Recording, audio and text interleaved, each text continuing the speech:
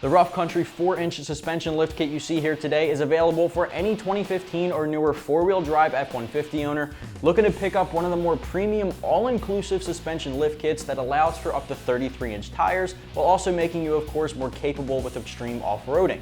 Now, if you're trying to fit 35s under those wheel wells, it might be a little tight and require some grinding or trimming to make it fit. I would definitely say 33s would be the safer bet with no modifications required, but 35s can be doable if you're willing to do the extra work.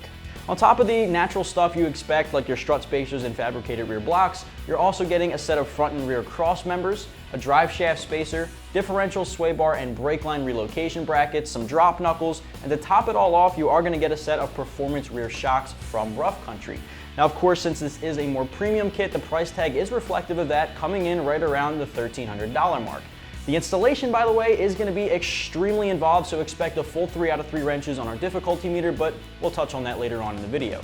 So right off the bat, you can tell with this suspension lift kit, not only are you getting your truck in the air, but you're also going to make yourself more capable off-road and improve your suspension handling at the same time.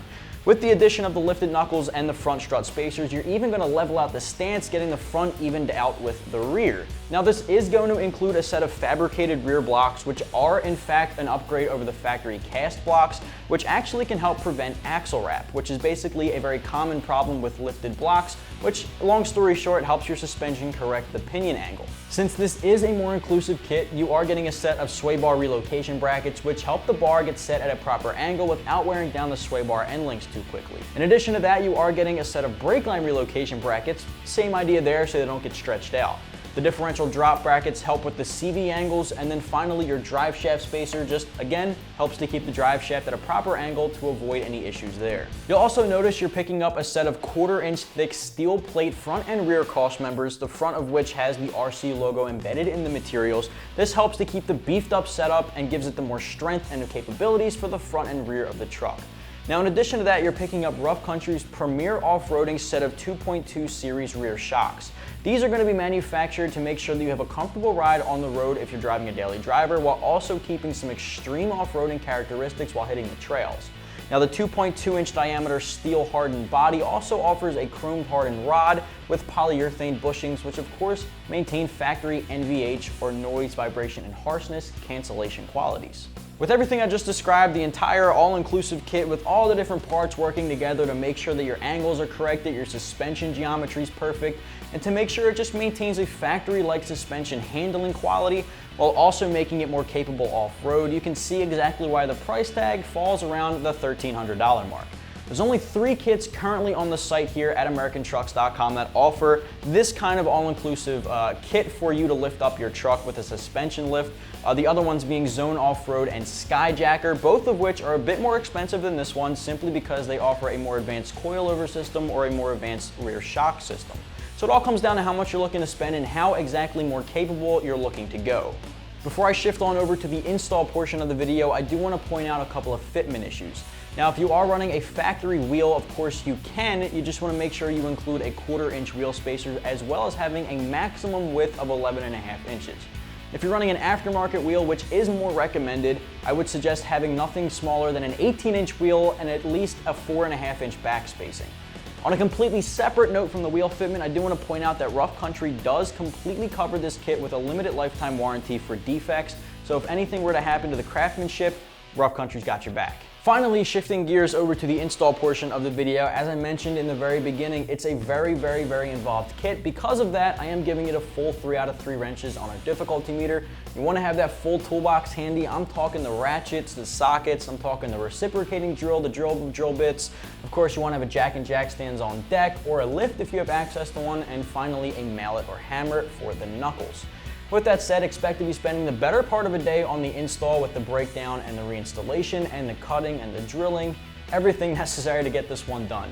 With that said, if you're not fully capable of getting this one done with you and your buddies, it's no shame handing this over to a professional to get it done properly. So obviously the first thing you want to do is get the front end of your truck in the air and support it on jack stands, making sure it's secure. Remove the front wheels and then attack the brake assembly, removing the rotors, calipers, ABS wires, of course tying back the dust shield, and finally removing the axle nut. Now once that's taken care of, you'll have to use a mallet or hammer to disconnect the tie rod from the knuckle and loosen the lower ball joint, lowering that out of the way. From there, remove the sway bar end links and loosen the lower ball joints, then disconnect the lower control arm from the frame as well as the sway bar. Next up is going to be the lower skid plate as well as the drive shaft from the front differential and the rear cross member. Once that's taken care of, use the template in the kit as well as your reciprocating saw or cutting tool of your choice to trim up the driver's side front cross member mount. Once that's taken care of, you want to make sure you're measuring twice and cutting once, and then continue with the trimming of the frame as per the instructions. After the frame is taken care of, you want to install the differential drop brackets into place and then raise the differential back up and bolt it together. Next up is going to be the rear cross member brackets, and then raise the rear cross member from rough country into place as a new part. Finally, the sway bar relocation brackets will go up next, as well as the factory sway bar after that. You'll want to install the front cross member and the stock control arms, as well as the skid plate to the cross member's threaded holes. The driveshaft spacer comes next to correct that driveshaft angle. You'll have to disconnect the steel lines in the factory brackets and reinstall the relocation brackets, and then the steel lines will go back on after that. Now once you get the front struts out of place, you can install the front top strut spacers and then reinstall those into the upper strut mounts. Once that's taken care of, you can reinstall the body of the sway bar to the end links on the control arms. The installation of the lifted knuckle isn't too hard. That'll finally wrap things up with the wheel hub, and once that's taken care of, you can reinstall all of the accessories as well as the braking system, the rotors, the calipers, the dust shield, the ABS wires, and then of course finish it off with the axle nuts and then throw the wheels and tires back on.